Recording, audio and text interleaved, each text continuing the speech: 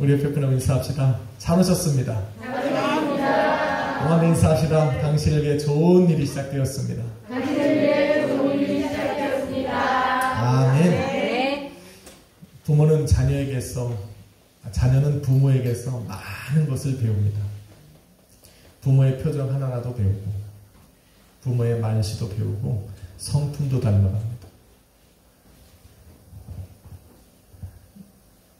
그래서 부모가 어떻게 하느냐에 따라서 자녀들의 성품도 변하고 살아가는 방식도 변하고 참 여러모로 많은 영향을 줍니다. 그래서 매사에 기쁘고 즐거워하는 자녀들 속에 자란 애들은 얼굴에 웃음이 안 끊겨요. 항상 좋은 말, 긍정적인 말을 하는 부모 밑에서 자라는 자녀들은 항상 그렇게 세상을 그렇게 바라봅니다. 신앙도 마찬가지입니다. 성도는 목회자를 많이 닮습니다. 목회자는 예수님을 많이 닮으려고 노력을 합니다. 예수님이 가신 길은 십자가의 길이라고 말합니다. 그래서 목회자도 목사가 될 때까지 어떤 목회자를 만나서 목회를 배우느냐에 따라서 목회의 방향이 결정이 됩니다. 예수님은 분명 십자가의 길을 가셨는데 예수님의 삶에는 또 예수님의 이 모습 속에는 결코 불행한 모습이 보이지 않았어요. 슬픈 모습이 보이지 않았어요. 예수님은 십자가의 길을 가셨지만 승리의 길을 가신 거예요. 기쁨으로 걸어가셨어요. 그가 걸은 걸음마다 즐거움이 묻어납니다. 행복합니다. 그러니까 예수님을 따라서 걷는 사람이 생겨나는 거예요. 십자가가 고통이고 괴로움이고 죽음이고 낙심이고 좌절이면 그 길을 지금까지 따라갈 사람이 없었을 겁니다. 예수님이 걸어간 십자가의 길은 행복한 길이에요. 할렐루야. 그래서 저도 걸어가는 거예요. 제가 만나서 함께 목회했던 그 목사님들은 전부 다 그런 목사님이었나 봐요. 그래서 저는 목회가 그렇게 행복해요. 큰 교회에서도 사역을 해봤지만 대부분 저는 작은 교회 가서 열심히 섬겼어요. 작은 교회에 들어가서 섬기면 정말 안 좋은 것이 있는데 가끔 목사님들이 한숨을 쉬어요. 정말 무슨 일이 어렵고 그러면 한숨을 쉬어요. 근데 제가 만난 섬겼던 목사님들은 그런 분은 아니었나 봐요. 그분들 밑에서 제가 배운 건 뭐냐면 예수를 믿는 건 기쁘다는 거예요. 신앙의 길은 행복하다는 거예요. 우리가 예수 그리스도를 믿는 거는 인생의 가장 행복한 길이고 기쁜 길이다라는 걸 배웠어요. 그러니까 목회하죠. 그런 저와 함께 신앙생활하는 여러분도 알아야죠. 예수를 믿는 건 행복한 거예요. 남들이 그냥 참 모여서 저렇게 노는데 금요일날 뭐 하는 거야 우리? 모여가지고 울고 짜고 목소리도 안 좋은 그냥 전사님 찬양인도 들어야 돼. 농담인 거 아니죠? 오늘 찬양 너무 좋습니다. 이 세상은 내 집안이네. 이 찬양을 언제 불렀는지 기억도 안 나요. 너무 부르고 싶은데 리듬이 혼자서 하기엔 좀 이따 한번 불러보려고 합니다. 예수 믿는 건 행복한 거예요. 세상 사람들은 절대 세상에서 자기 마음대로 할 수 있는 게 없습니다. 세상은 자기 거고 삶이 자기 거라고 했겠죠. 절대 그럴 수 없어요. 술 먹는 사람들은 절대 술 안 먹으면 못 살아요. 자기가 먹는 것 같지만 술이 자기를 먹어요. 친구들이 가자고 할 때 자기가 안 갈 수 있어요? 못 가요. 절대 못해요. 한두 번은 빼죠. 담배 피시는 분이 어떻게 담배를 끊습니까? 처음에는 자기가 폈지만 담배가 그 사람을 피는 거예요. 자기 거라면 자기가 안 펴야지. 자기 소관이 아니에요. 자기가 삶을 살고 있을 것 같죠? 흥이 겨워 살아가는 그 흥을 절대로 자기가 주관할 수 없어요. 자기 거라고 착각하며 사는 거예요. 우리는 근데 다르잖아요. 우리는 그 사람들이 하지 못하는 걸 우리는 하고 사는 거예요. 제가 청년들을 모아놓고 야 술을 먹어도 되냐 안 되냐 얘기하고 하는데 제가 원하는 답이 안 나오는 거예요. 거기 한 3, 40명이 앉아있었는데 어떻게 하나같이 그 크리스찬 청년들이 모아놓고 얘기하는데 하나같이 상황에 맞춰서 먹어도 된다는 거야. 어떻게 한 청년도 제가 원하는 답을 하지 않는 거예요. 제가 맨 마지막에 앉아가지고 너무 괴로운 거예요. 도대체 말을 해야 되는데 말할 기회를 틈을 못하는 거야. 그런데 제 맨 마지막에 앉아있던 그 자매가 그러는 거예요. 나는 마시기 싫다는 거예요. 나는 자유하다는 거예요. 나는 거부할 권한이 있다는 거예요. 제 마음이 풀어졌어요. 세상에서 술 먹는 사람들, 아니 술 드시는 분들 계신데 너무 죄송합니다. 예를 들자니까 그렇고. 너네 안 먹을 수 있어? 못 먹어. 거부할 수 없어요. 근데 난 거부할 수 있어. 네, 내겐 자유가 있으니까. 그 친구의 모습을 보니까 예수 믿는 게 너무 행복해 보여. 자기는 그런데 안 가는 게 너무 행복하대. 내가 거부할 수 있어서 행복하대. 그 자매가 누구냐면 가끔 우리 교회 여기 행사에 오는 김세진 집사님이에요. 지금 나이가 거의 45세예요. 그때 우리 청년이었어요.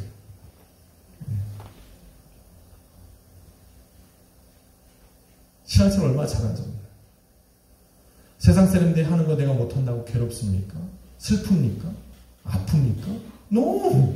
세상 사람들은 그거 안 하면 죽는 줄 알아요. 근데 우린 그거 안 하고 살잖아. 우리는 예수 믿는 게 기뻐야죠. 아멘이십니까? 저는 그래서 예수 믿는 게 너무 기뻐요. 목사라서 기쁩니까? 아니요. 성경은 목회자를 위해서 있는 게 아닙니다. 성경에 있는 하나님 예수님을 따라가는 건 목회자가 따라가는 게 아니에요. 목사님이니까 그렇지 성경 어디에 그런 게 있습니까? 이거는 예수님을 사랑하고 예수님을 믿는 모든 성도들에게 주시는 말씀이에요. 예수님을 따라가는 것이 기쁜 건 목사가 기쁜 게 아니라 성도기 때문에 기쁜 거예요. 저도 하나님 앞에 성도거든요. 교회에서 하는 일이 목사지. 여러분은 기쁜 선택을 하신 거예요. 언제 그 모든 것이 드러나냐면 이 세상 누리집이 아니니까 모르지만 우리의 본향이 있다니까. 오늘 이 찬양 끝내줘요. 너무 신이 나요. 이게 성경의 진리인데 가끔 까먹어. 가끔 까먹어. 이게 진리인데. 저 천국에서 모두 날 기다리네.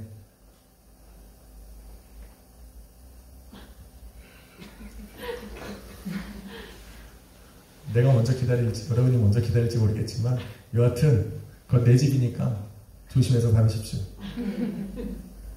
오늘 말씀의 제목은 이래요. 공의로 다스리시는 우리 하나님. 사실은 제목이 공의로 다스리시는 하나님이셨는데 너무 뭔가 아쉬워. 공의로 다스리시는 하나님은 천지를 주관하시는 하나님일 수 있잖아요. 그러나 제목을 정할 때 뭔가 부족한 것 같아. 그래서 우리를 넣었어요. 사실은 나의 하나님 두고 싶었는데 좀 안 될 것 같아서 우리 하나님으로 한번 따라합시다. 공의로 다스리시는 우리 하나님. 공의로 다스리시는 우리 하나님. 아멘. 한번 인사합시다.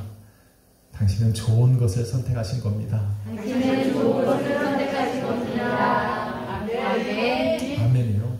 자, 오늘은 이렇게 말씀을 많이 준비했는데 자꾸 간증이 나오네. 얼마 전에 제가 있는 곳에서 어떤 분이 오셨어요.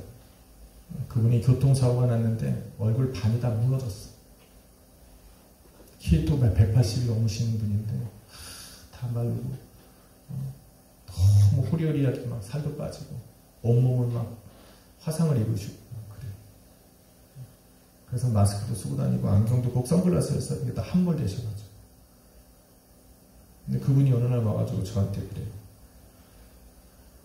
자기가 드디어 살 용기가 생겼다는 거예요.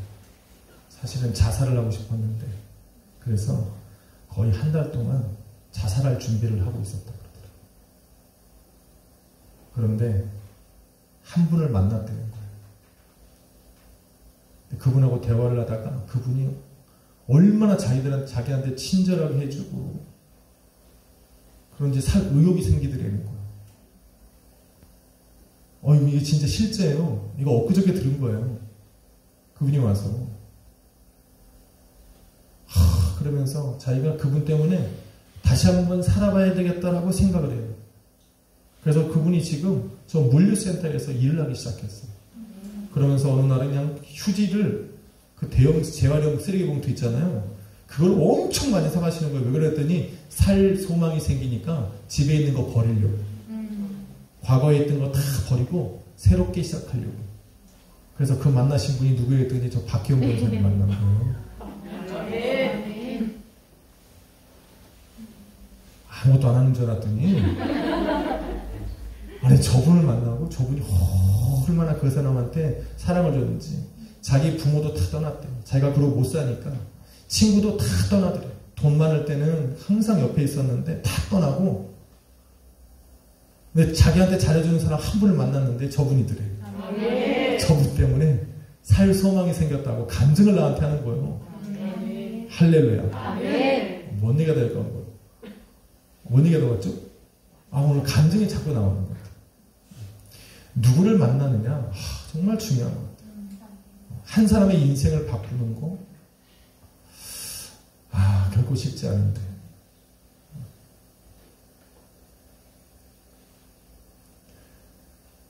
우리가 왜 하나님을 기뻐할 수 있을까? 하나님은 변함이 없어 그래요. 하나님은 변함이 없더라. 하나님의 변치 아니하시는 그 속성이 우리들하고 하여금 이 안전함을 느끼게 합니다. 평안을 줍니다. 그래서 성경 안에서 기록되어 있는 하나님이 역사하신 모든 그 크신 역사, 작은 역사, 모든 것들이 오늘날 우리의 삶에도 적용될 수 있는 거예요. 왜? 하나님은 변치 않으세요. 살아계십니다. 그 하나님이 또 영향을 주는 건 뭐냐면 내일이 보이지 않는 나의 삶에 우리 하나님을 믿음으로 내가 적용할 수 있다는 거예요.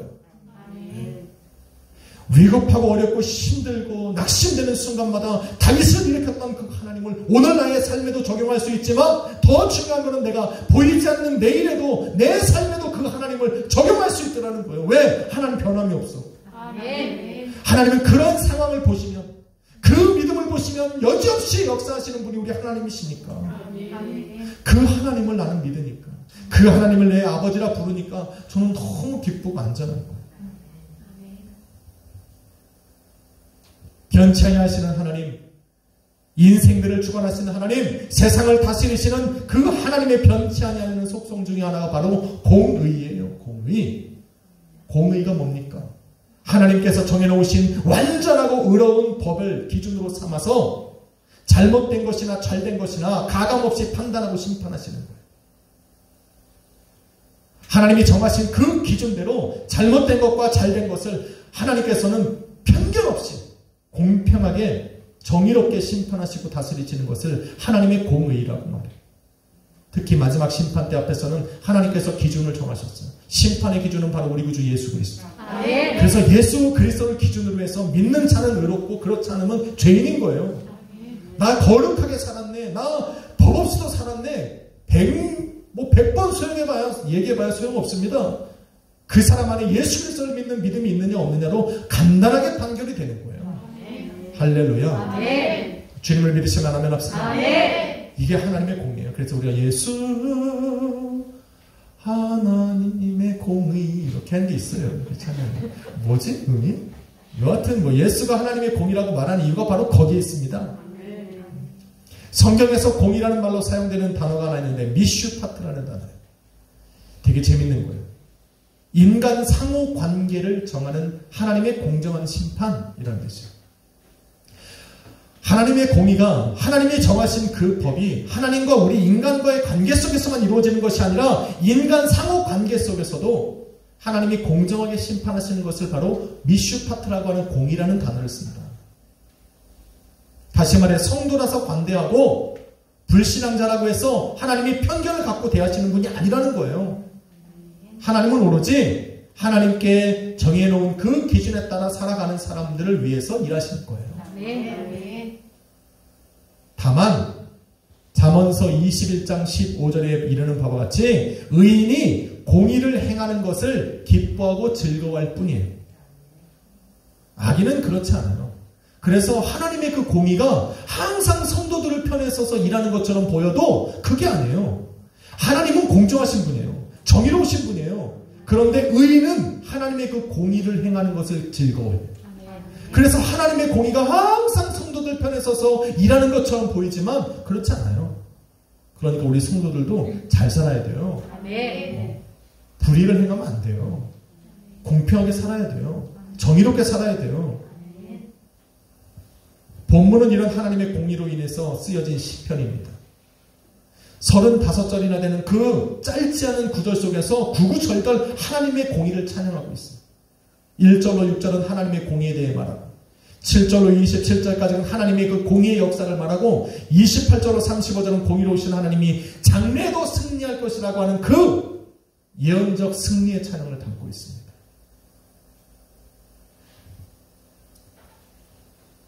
다윗은 그 신실하신 하나님의 공의가 자신들의 어제와 오늘과 내일의 소망이고 승리의 밑거름이다 이야기하고 있습니다.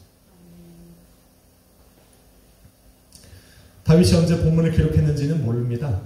다만 본문을 가만히 이렇게 68절을 읽다 보면 광야에서 역사하시는 하나님, 또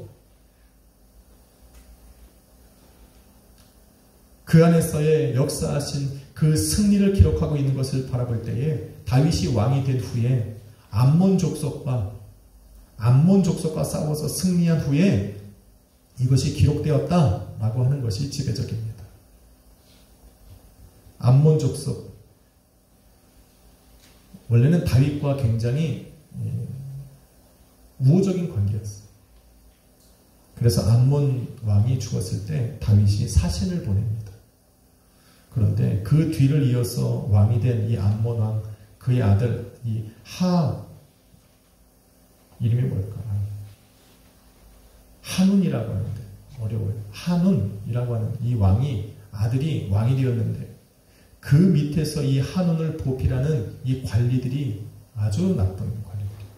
그래서 다윗을 모함합니다. 다윗이 보낸 저 사신들이 와서 우리나라를 정탐한 후에 우리나라를 침략하려고 그런다 라고 모함을 합니다. 그래서 이 한운 보고 저들을 쫓아내라고 그래요. 그래서 한운이 어떻게 했냐면 그들의 수염을 자르고 옷을 여기까지 다 잘랐어요. 아래를 다 벗기고. 그들이 수치함 때문에 예루살렘 성으로 돌아오지 못해요. 그 이야기가 누구한테 들어갔냐면 다윗의 귀에 들어갑니다. 다윗이 열받아요, 안 받아요? 화가 난 거예요. 다윗이 이 일로 화가 났다는 걸 이 한운이 알게 돼요. 자신들이 다윗에게 미움을 받았다는 걸 알고 다윗을 먼저치기로 결정하고 용병들을 모읍니다. 그래서 모은 게 아람 사람들, 또 그 주변의 이방 나라들을 갖다가 용병들을 쫙 끌어모읍니다. 사무엘하 10장이 배경인데 사무엘하 10장 6절에 보니까 그들이 아람 사람 보병 2만 명과 또 주변 사람 1000명과 돕 사람 12,000명을 고용을 해서 이스라엘을 쫙 침략해 들어가는 거예요. 수만 명이나 되는 그 아람 용병들을 상대하는 이스라엘은 턱없이 부족합니다. 전쟁의 준비도 안 돼 있어요. 농사 짓는 사람들이에요. 그런데 다윗의 군사들이 그들과 싸워서 큰 승리를 거둡니다. 이유가 뭘까? 시편 68편이 그 해답을 제시해요. 본문 20절로 21절에 이렇게 말을 합니다. 하나님은 우리의 구원의 하나님이시라. 사망에서 벗어남은 주 여호와로 말미암거니와 그의 원수들의 머리 곧 죄를 짓고 다니는 자의 정수리를 우리 하나님이 쳐서 깨뜨리시느니라. 하나님의 공의를 이야기합니다. 우리가 볼 때 악한 자들이 그냥 넘어가는 것 같지만 절대 그냥 안 넘어가요. 하나님은 공의의 하나님이에요. 그 하나님의 공의가 있어서 저는 오늘 참아요. 하나님의 공의가 없다면 우리는 굉장히 억울할 거예요. 그런데 하나님은 공의의 하나님. 하나님의 공의의 역사는 공의로우신 하나님을 믿고 선에 속한 자를 위해서 일하시는 거예요. 믿으시면 아멘 합시다. 사무엘하 10장 12절에 보니까 적들과 싸우러 가는 이스라엘 군대 장관 요엘이라는 사람이 있어요. 요압이 이렇게 말을 합니다. 너희는 담대하라.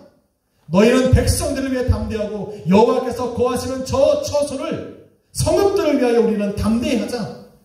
여호와께서 선히 여기시는 대로 행하시리라. 이렇게 말을 합니다.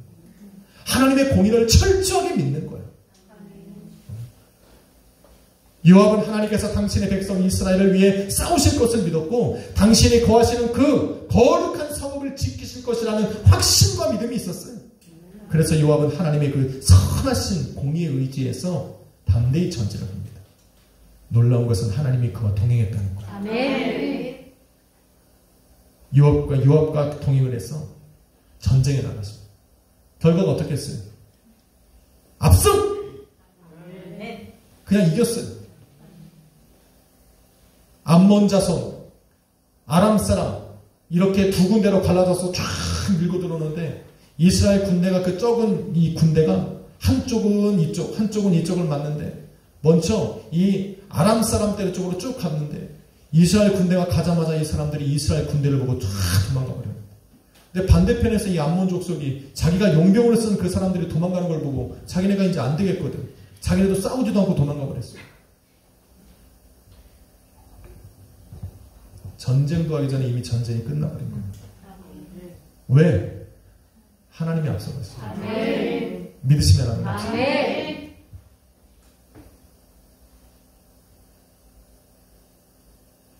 그런데 악인을 향한 하나님의 공의로운 심판은요, 여기서 끝나지 않습니다.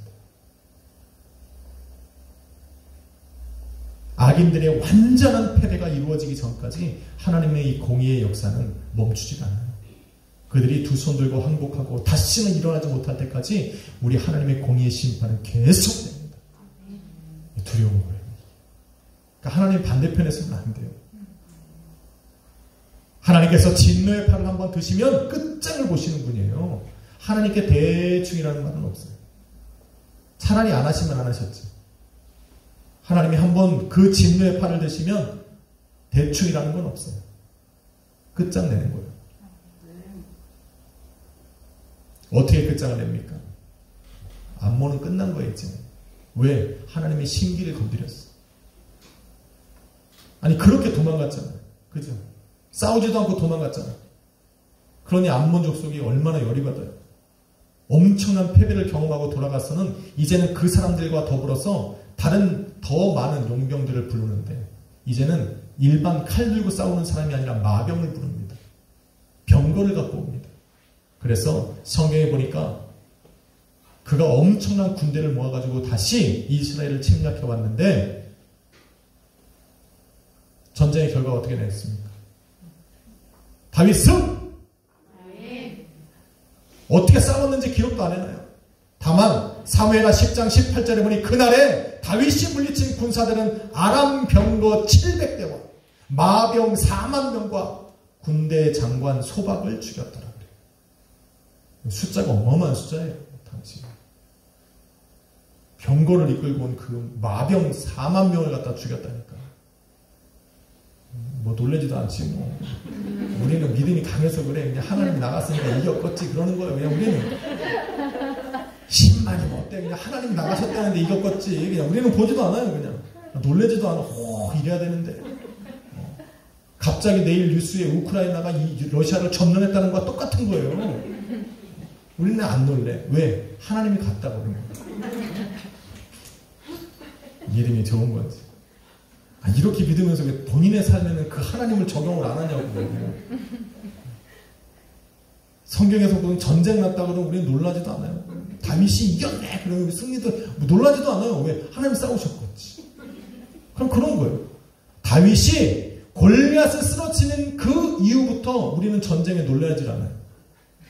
왜? 아니 골리앗을 쓰러뜨렸다니까 이제는 모든 싸움에서 하나님이 다 이겼다고 생각을 하는 거예요. 아멘이죠. 다윗과 이스라엘 중에 일하시는 그 하나님을 이 경험한 이방 민족들이 더 이상 암몬 사람들을 도와주지 않아요. 오히려 이스라엘한테 와서 화친을 청하고 다윗을 섬기겠다고 맹세를 합니다. 그런데 암몬이 자존심이 있지. 그래서 어떻게 합니까? 끝까지 다윗을 대적합니다. 그러다 다윗의 성에 멸망당합니다. 이때서야 하나님이 그 전쟁을 끝냅니다. 하나님은 공의의 칼을 딱 한번 드시면 대충이라는 말이 없어요. 이게 오늘의 본문이에요. 본문의 배경이에요. 이런 엄청난 하나님의 공의의 승리를 경험한 이 다윗이 어떻게 시편 68편과 같은 찬양을 지어 부르지 않을 수가 있겠냐라는 거예요. 불가능한 그런 전쟁에서 완벽한 승리를 거뒀는데, 도대체 불가능하고 질 수밖에 없는 그런 전쟁터에서 우리 하나님이 공의로 역사하시는 그 하나님으로 인해서 완전한 승리를 거뒀는데 어떻게 이런 찬양을 부르지 않겠냐라는 겁니다. 할렐루야. 그래서 68편은 구절구절 우리 하나님을 찬양하는 노래예요. 하나님의 승리를 노래하고 하나님의 공의를 찬양하고 높이는 글로 구절구절 써 있어요. 저는 다윗이 찬송한 내용들 중에 세 구절만 보려고 해요. 이 구절들은 하나님께서 왜 다윗과 이스라엘과 함께 나가셨는지를 보여주는 구절이에요. 그렇기 때문에 여러분의 삶에 하나님의 공의의 역사가 필요하다면 오늘 이 구절들을 눈여겨봐야 돼요. 귀담아 들어야 됩니다. 이렇게 다윗이 고백한 이 세 구절을 저와 여러분의 삶에서 보고 듣고 말할 수만 있다면 우리의 삶에도 하나님의 공의는 역사하는 거거든요. 할렐루야. 그래야 우리가 억울함이 없지. 우리의 삶에. 우리가 세상과 맞서 싸울 수는 없잖아요. 첫 번째로 다윗은 7절에 이렇게 고백합니다. 하나님이 주 백성 앞에 납서 나가사 광야에서 행진을 하셨다. 전쟁에서 승리할 수 있었던 가장 큰 이유로 하나님께서 주의 백성들 앞에 서셨기 때문이라고 이야기하는 거예요. 성경 어디를 봐도 하나님은 항상 선두에 서십니다. 그런데 이 당연한 진리가 어떻게 하나님으로 일하게 하셨냐라는 거예요. 주님은 항상 앞에 서셔서 먼저 전진하고 먼저 가시는데, 전쟁터에 먼저 나가시는데 이 당연한 진리의 고백이 어떻게 하나님으로 일하게 하셨냐라는 거예요. 이 말은 무슨 말이냐면 승리의 자리에서 하나님께 감사하는 성도들이 적다는 거예요. 그러니까 이 진리가 하나님으로 일하게 하시는 거예요. 너무 평범한 이 진리가 성도들의 삶에서 이루어지고 있지 않으니까 다 자기가 했대. 옛말에 잘 되면 자기 탓, 안 되면 부모 탓. 부모가 뭔죄가 있어. 먹여주고 재워주고 사랑해주고 아껴주고. 성도의 삶을 인도하시는 분이 하나님이라는 것을 알았다면 인생의 승리의 자리에서도 하나님의 이름 앞에 영광을 돌려야죠. 근데 이게 안 되니까, 이게 문제. 이게 안 되니까 입술로는 맨 하나님이 나를 인도하셨네, 주는 나의 목자네 그러면서 정작 승리의 자리에서 하나님께 감사와 영광을 돌려야 되는 자리에서는 자기만 드러나요. 아, 내가 이렇게 했더니 완전 열심히 살았지요. 뭐 저는 다 이런 얘기만 합니다. 사무엘하 10장 17절에 보면 다윗은 군사를 모으고 자기가 진영 앞에서 그 군대를 이끌었어요. 그럼에도 불구하고 이 전쟁의 승리 앞에 하나님께서 우리 앞에 서셔서 전진하셨다 지금 고백하는 거예요. 모든 영광을 누구에게? 하나님께 돌리고 있는 거예요.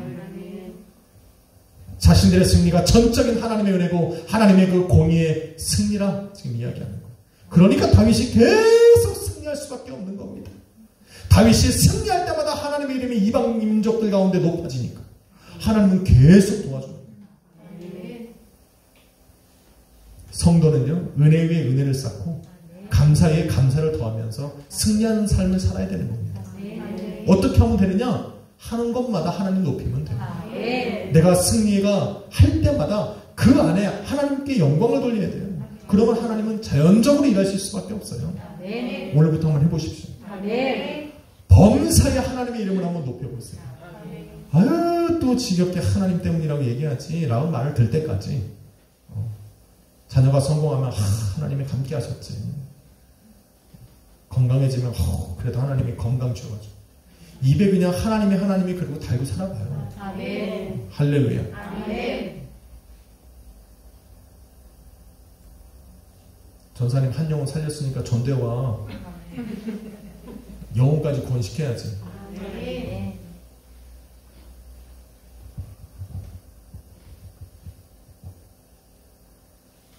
하나님이 함께 하시면 성도는 승리합니다. 아멘. 그러니까 하나님께서 내 삶에 역사하기를 원하면 우리는 가장 먼저 해야 되는 것은 내가 승리할까? 승리하지 못할까? 성공할까? 성공하지 못할까를 생각하지 말고 성공한 후에 어떻게 하나님께 영광 돌릴까를 생각하세요. 왜? 주님이 함께 하시면 우리는 궁극적으로 승리할 수밖에 없으니까. 승리한 후에 내가 하나님 앞에 어떻게 영광 돌릴까? 입 싹 닦지 말고. 그러니까 안 좋은 거예요. 거기서 끝내는 거예요. 우리는 거기다가 은혜를 더하고 감사에 감사를 더하는 삶을 살아야 된다고 얘기하잖아요. 그러려면 하나님께 어떻게 하면 영광을 돌릴까를 생각해야지. 그거부터 결정하고 나가면 돼요. 하나님 어떻게 역사하시는지는 결정하고 나서 보면 돼. 그때 봐도 되지 않습니다. 그래서 전세가 기울어져도 궁극적인 승리는 정해져 있으니까 그냥 밀고 나가는 거예요. 믿음으로 기도하면서 쫙 나가는 거예요.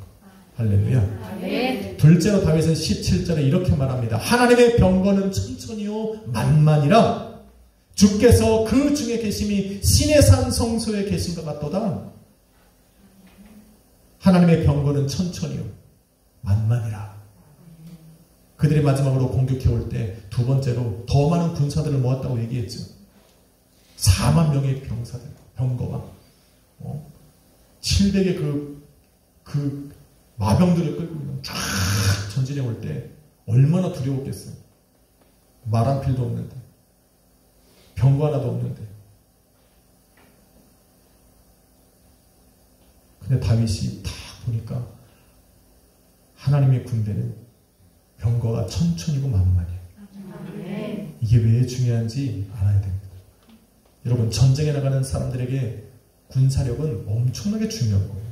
사람도 중요하지만 어떤 무기를 쓰느냐에 따라서 대단히 다릅니다. 그때의 이 병거는요, 핵무기하고 똑같은 거예요. 상대가 안 되는 거예요. 그걸 그냥 확 후두르면, 그때 무슨 청동기 시대는 되는 줄 아세요? 뭐 없어요. 칼도. 대나무하고 싸울 때인데. 말들이 그냥 쫙 하면서 그냥 쓸어버리니까 싸움이 안 되는 거예요.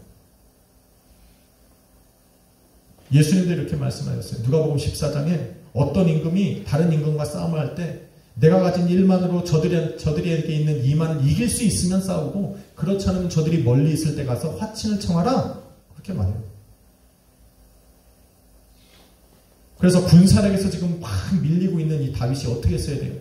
원래는 암몬 족속에 가서 화친을 청했어야 맞는데 다윗이 그러지 않았어요. 왜? 전쟁에 나가려고 그러는데. 저들의 마병이 4만 명인데 우리 하나님은 천천히고 만만히더라고요. 다윗이 그걸 본 거예요. 다윗이 본문 17절에 기록된 그 하나님의 천천만만의 군사들, 그 병거를 믿음의 눈을 들어 본 거예요. 할렐루야. 그러니 왜 화친을 취합니까? 나가 싸워야지. 하나님께서 나를 둘러싸고 있는 게 천천히고 만만인데 내가 저 4만 명의 병거들이 온다고 해서 내가 두려울 게 뭐 있냐라는 거예요. 그래서 나가 싸운 거예요. 하나님의 군대를 믿음의 눈으로 보면 두려움과 염려가 사라집니다. 한 번은 열왕기하 6장에 보면 어떤 일이 있냐면 이 아람 사람들이 이스라엘 민족을 침략하려고 계속 계획을 꾸미는 거예요. 그런데 이스라엘 민족은 계략에 넘어가지 않는 거예요. 그래서 이 아람 사람이 너무 신기해서 궁금해서 사람들에게 물어봤어요. 도대체 얘네들이 왜 이렇게 안 속아 넘어가냐? 그랬더니 한 사람이 이렇게 말을 합니다. 저 이스라엘에는 엘리사라고 하는 하나님의 사람이 있는데 저 사람이 우리가 얘기만 하면 갔다가 얘기를 한다는 거예요. 은밀하게 나눈 대화들도 다 이스라엘 민족에게 알려줘서 도대체 속일 수가 없다는 겁니다. 그래서 아람 사람이 계획을 바꿨어요. 저 엘리사를 먼저 죽여야겠다. 그래서 엘리사가 머물고 있는 저 사마리아 성읍을 칭칭 둘러쌉니다. 아주 그냥 한 명도 나가지 못하도록 칭칭 둘러싸요. 그런데 그 안에서 엘리사가 어떻게 해요? 자는 거예요. 그래, 사환이 아침에 눈을 떠서 깜짝 놀랍니다. 사마리아 성읍을 그 아람 사람들이 칭칭 둘러쌌거든요. 놀래가지고 와서 엘리사에게 이야기합니다. 그랬더니 엘리사가 눈을 떠서 그 사환에게 이렇게 말합니다. 두려워 말라. 우리와 함께한 자가 그들과 함께한 자보다 많으니라. 그리고 기도하기를 하나님 저 성년의 눈을 열어 주옵소서. 그랬더니 하나님께서 그 청년의 눈을 여니 그 산에 하나님의 불발과 불병거가 가득 있더라. 그 하나님의 불말과 불병거가 엘리사와 사마리아 성읍을 둘러 진치고 있으니 할렐루야. 엘리사가 그 안에서 자는 거예요. 지금 다윗이 병거를 이끌고 오는 저 암몬 군대 앞에서 바라보는 것이 미안합니다. 다음에는 꼭 찾도록 하겠습니다. 지금 다윗이 본 곳이 바로 엘리야를 둘러쌌던 하나님의 불만과 불병거. 근데 그 수가 천천히고 만만하더라고요. 다윗이 겁을 나겠습니까? 아니겠어요. 그러니 기세가 등등한 거예요. 여러분, 성도는 우리의 삶을 둘러 감싸고 있는 그 하나님의 역사심을 봐야 돼요. 아멘. 상황이 정말로 최악으로 나락을 쳐도 하나님이 나를 둘러싸면 끝나는 거예요. 아멘. 모든 환경이 나를 압박해와도 믿음의 눈을 들어서 하나님이 나를 둘러싸고 있는 그 하나님의 군대를 봐야 돼요. 아멘. 천천히고 만만. 아니, 이게 좀 감동으로 와야 돼요. 그냥 뭐 성경 이야기겠지. 내가 서두에 얘기했잖아요. 하나님이 신실하신 분들. 엘리사에게 역사하셨던 그 하나님은 다윗에게도 역사할 것이고, 다윗에게 역사하셨던 그 하나님은 오늘 이 시간 저와 여러분 가운데도 역사하신다니까요. 아멘. 믿으시면 아멘 합시다. 아멘. 그래서 여러분이 다윗과 같은 상황에 처해 있으면, 엘리사와 같은 그런 사방으로 우겨싸움을 당한 상황에 딱 처하면, 그때 내가 믿는 하나님이 어떤 하나님이었나 공의의 하나님을 믿어보라는 거예요. 아멘. 그들의 삶을 둘러치고 그들을 도와주셨던 그 하나님이 내 삶도 도우실 거라는 믿음을 가지고 한번 기도해보자는 거잖아요. 아멘이십니까? 아멘. 아니, 해보지도 않고. 그래서 이런 거 믿는 사람은요, 진짜 모든 상황 속에서 하나님만 바라봐요. 그래서 기도한다니까요. 아멘. 염려하기보다 기도부터. 모든 상황 속에서. 여러분, 이 찬양에 왜 은혜를 받습니까? 그렇게도 안 할 거면서. 믿음의 눈들어 주를 바라봅니다. 아니, 이렇게 할 것도 아니면서 은혜를 받으시더라고. 아니, 은혜를 받았으면 그렇게 하겠다는 거 아니에요? 아멘. 아니, 이 세상은 내 집안이네, 이거 천국이 있는지도 확신도 모르는 분이 왜 즐거워하는지 모르겠어. 죽으면 끝난다고 생각하는 분들이.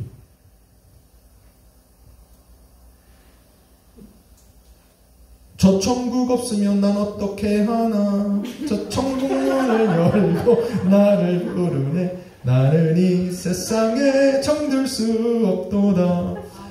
아니, 천국이 있다잖아요. 아니, 그래서 기쁜 거 아니에요?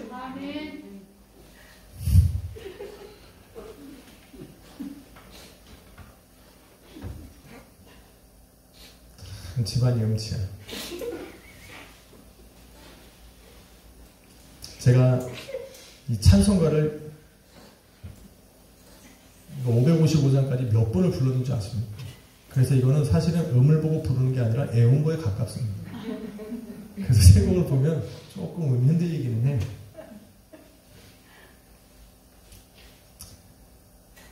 이런 이 삶의 치열한 전쟁이 시작되고 전세가 밀리면 우리가 의지하고 붙들어야 되는 분은 바로 엘리사와 함께했던 불말과 불병거를 가지고 계신 분. 다윗에게 그 앞에 믿음의 눈을 들었을 때 보여주셨던 그 천천만만의 하나님의 군대, 우리는 그 하나님을 의지해야 돼요. 그분이 세상을 공의로 다스리실 때 그 모든 것들을 동원하신다니까. 그 주님을 우리도 믿음의 눈을 들어 봐야 됩니다. 어떻게? 믿으면 됩니다. 믿음은 바라는 것들의 실상이고 보지 못했다는 것의 증거다. 그러니까 우리는 믿음으로 내 삶에 그런 역사가 있게 하면 되는 겁니다. 끝으로 19절 한 번만 더 보면 다윗은 이렇게 말합니다. 날마다 우리 짐을 지시는 주 곧 우리의 구원의 하나님을 찬송할지로다. 자녀를 향한 하나님의 마음이 어떠한지를 잘 표현해주고 있는 것. 특히나 날마다 라고 하는 이 단어가 우리를 평안하게 합니다. 힘을 줍니다. 하나님께서 함께 하시는 자녀라고 여러분 짐이 없는 건 아니에요. 목사라고 짐을 안 집니까? 권사라고 짐을 안 집니까? 사실은 더 많이 지고 살아갑니다. 바람 잘 날 없는 나무처럼 인생의 무거운 짐들이 성도들에게도 있어요. 왜? 성경은 성도를 향해 뭐라고 말하냐면 본향을 향해 가는 이 나그네와 같다라고 말합니다. 나그네는 원래 짐이 많아요. 가는 길이 멀면 긴 여정을 떠나면 짐도 더 많아요. 그럼 가보셨어요? 개나리 보침 지고 가는 건 여기서 여기 갈 때고 그 가는 길이 멀면 싸짐을 지고 갈 것도 많아요. 그런데 성경은 우리를 본향을 향해 가는 나그네와 같다. 그러니까 짐이 당연히 많죠. 인생의 짐, 자녀의 짐, 사업의 짐, 건강의 짐, 모든 게 삶의 짐으로 다가올 수 있어요. 이 모든 짐을 어떻게 혼자 집니까? 지우려고 하는 것 자체가 너무 어리석은 거예요. 어떻게 해야 됩니까? 시편 55편 22절은 이렇게 말을 합니다. 너의 짐을 여호와께 맡기라. 그가 의인의 요동함을 영영히 허락하지 아니합니다. 맡기라잖아요. 할렐루야. 하나님의 능력을 받아서 일했던 모세도 이렇게 말해요. 내가 어떻게 혼자 너희의 짐을 다 지겠느냐? 너희의 괴로운 짐과 힘겨운 짐과 너희의 그 다투는 일들을 내가 어떻게 다 감당하겠느냐 말이에요. 혼자 못 져요. 저도 못 지고 여러분도 혼자 못 지잖아요. 예수님도 뭐라고 말했어요? 수고하고 무거운 짐진 자들아 다 내게로 오라. 예수님의 눈에도 수고하고 무거운 짐을 지고 가는 사람들이 있다는 거잖아요. 예수님이 원하시는 거는 그거를 바라보면서 내게로 좀 맡기라는 거잖아요. 내게로 와서 쉬라는 거잖아요. 그런데 우리는 방법을 잘 몰라. 우리는 방법을 잘 몰라. 이 말씀은 우리가 다 아는 말씀이에요. 수고하고 무거운 짐진 자들아 다 내게로 오라. 내가 너희를 쉬게 하리라 말씀을 했어요. 너희의 짐을 여호와께 맡기라.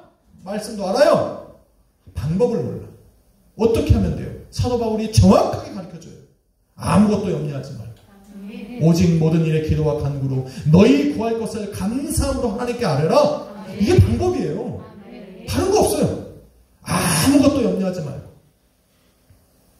오직 모든 일에 기도와 간구로 너희 구할 것을 감사함으로 하나님께 아뢰라. 이게 방법이에요. 이거대로 하면 된다. 일단은 뭐 해야 돼요? 염려하지 말아야 돼요. 내 무거운 짐 이거 내려놓으면 죽는 거 아닙니까? 나의 책임을 하나님께로 전가시키는 거예요. 내 짐을 하나님께로 전가시키는 거예요. 차 사고 나면 토잉카가 와요. 그죠? 견인차가 와요. 견인차가 오면 우리는 핸들로 운전하는 게 아니에요. 그 견인차가 차를 탁 들어서 가고 싶은 대로 가는 거예요. 그럼 내 차는 어떻게 끌려가는 거예요. 이걸 견인이라고 하는 거예요. 하나님께로 나의 짐을 맡기고 견인시켜. 하나님이 내 인생 끌어가도록. 거기다 대고 내가 운전대 잡아봐야 돌아가지도 않는 거를 자꾸 돌린다니까. 우리는 성도가 되고 하나님의 자녀가 된 이상 내 인생 하나님께 이미 맡긴 겁니다. 그러니까 편하게 일단 염려하지 말고 오직 모든 일에 기도와 간구로 여기서 맡기네. 염려는 안 하는데 염려는 안 하는데 아니 그 주님 손에 이렇게 딱 넘기는 게 기도와 간구인데 여기서 막히네. 아이고 그런 거 다 그럴 수 있지 라고 하는 사람은 많은데 기도를 안 하니까 짐이 중간에 있네. 이게 여기서 막히시는구나. 한번 인사합시다. 기도하며 간구합시다.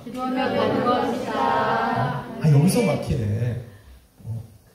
얼굴 보면 세상 염려 하나도 없는 사람처럼 보여도 그분들도 기도하고 간구하지 않으면 하나님께서 끌어고 갈 수가 없네.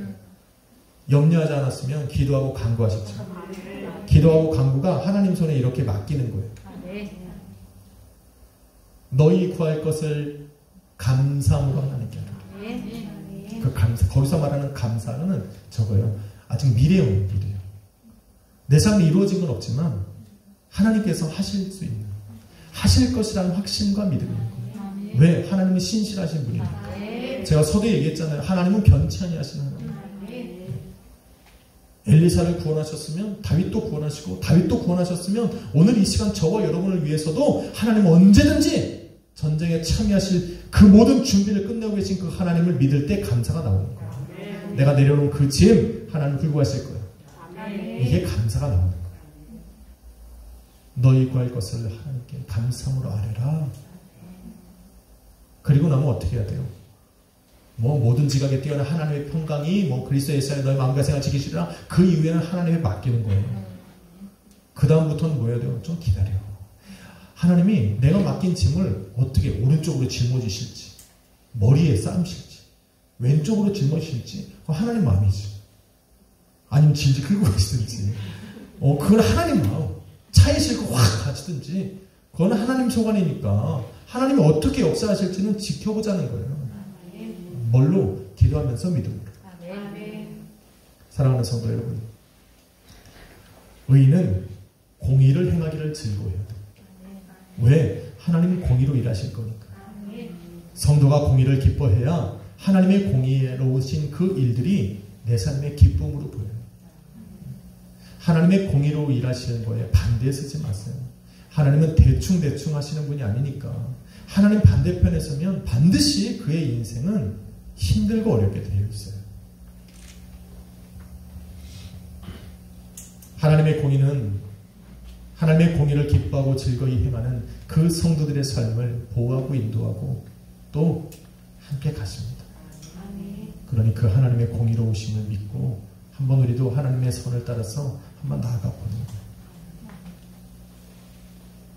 범사가 하나님의 은혜라고 믿고 또 내 삶을 둘러싸고 있는 그 하나님의 크신 능력의 역사를 한번 믿음의 눈을 들어 바라보고 날마다 내 짐을 대신 지시는 그 주님을 신뢰하면서 감사와 간구와 기도로 그 하나님 한번 내려놓고 그리고 우리 하나님이 어떻게 하시는지 한번 보자는 거예요.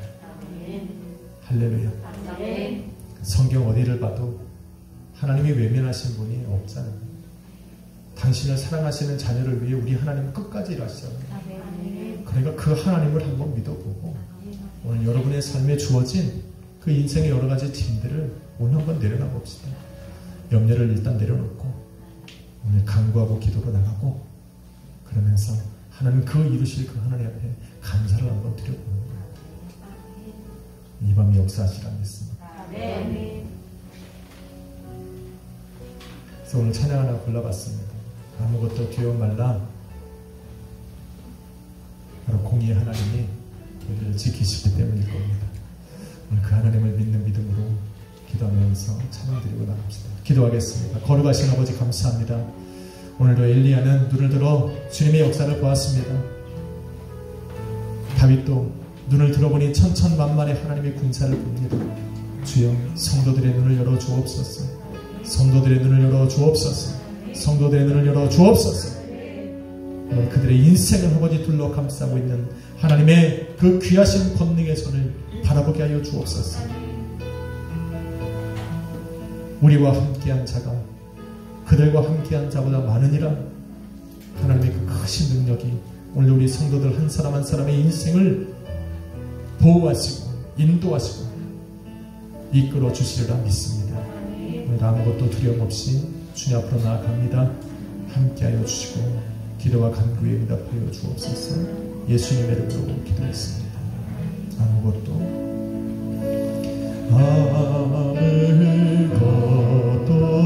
두려움 마라. 주 나의 하나님이 지켜주시네. 놀라지 마라. 겁내지 마라. 주님 나를 지켜주시네. 아무것도 두려움 말라. 아무것도 두려움 말라. 주 나의 하나님이 지켜주시네. 놀라지 마라. 겁내지 마라. 주님 나를 지켜주시네. 내 맘에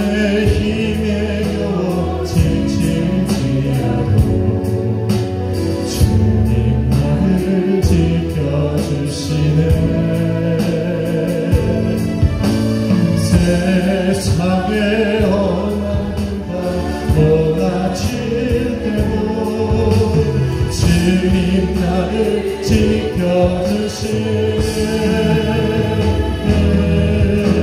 주님 나의 산소, 주님 나의 요새,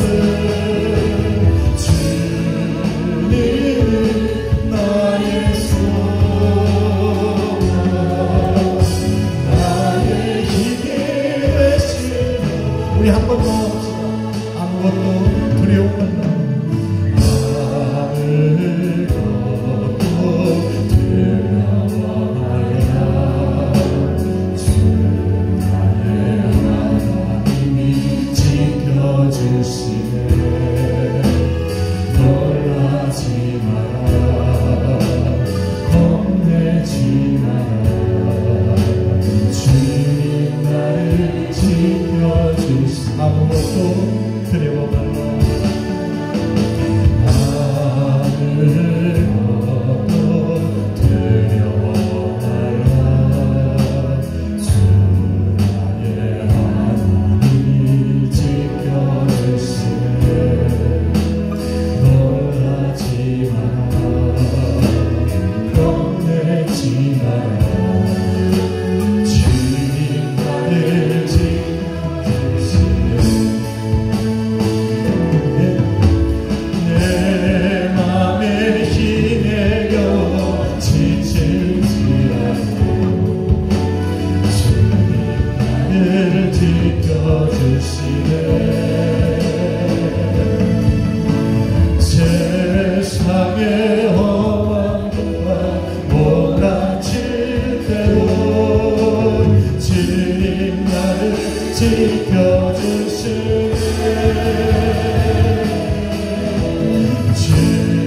주님 나의 산소, 주님 나의 요새, 주님 나의 소망, 나의 힘이 되신 주님은 나의 산소, 주님은 나의 요새, 주님 나의 산소, 주님 나의 요새,